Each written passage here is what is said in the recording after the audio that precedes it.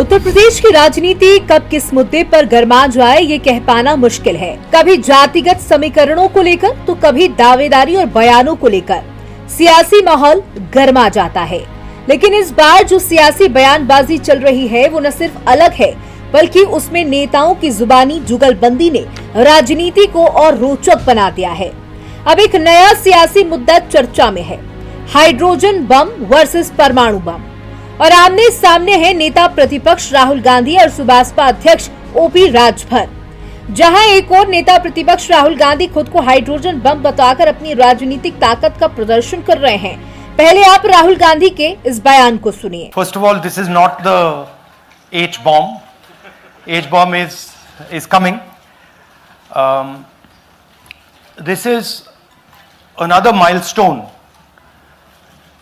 in setting up and demonstrating to the youth of this country how elections are being rigged.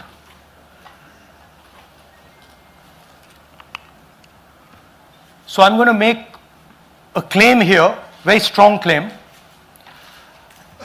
about CEC Gyanesh Kumar. And this is not something I'm saying lightly. I'm the leader of the opposition in the Lok Sabha. This is something I'm saying after solid proof that I'm going to show you, the youth of India, the people of India today. Proof that is black and white, absolutely clear, that the Chief Election Commissioner of India is protecting the people who have destroyed Indian democracy. तो सुना आपने कैसे राहुल गांधी ने बताया कि वो जब संसद में बोलते हैं तो सरकार की नींव हिल जाती है। उनका ये दावा है कि बीजेपी की नीतियां और फैसलों पर इतना बड़ा असर डाल सकते हैं कि सरकार की सच्चाई सामने आ जाए। अब इस बयान पर सियासी जंग तो देखने को मिल ही रही थी, जिसमें कई नेताओं ने अपनी प्रतिक्रिया देते हुए नजर आए थे। तो वहीं दूसरी ओर सुभाषपा अध्यक्ष ओपी राजभर उन्हें सीधी चुनौती देते हुए भी नजर आए और कहा राहुल गांधी पटाखा भी नहीं है। और क्या कुछ उन्होंने कहा, आप वो भी सुनिए। 60 साल कांग्रेस की सरकार थी, 60 साल में पिछड़े दलित अल्पसंख्यक का कितना भला किए हैं।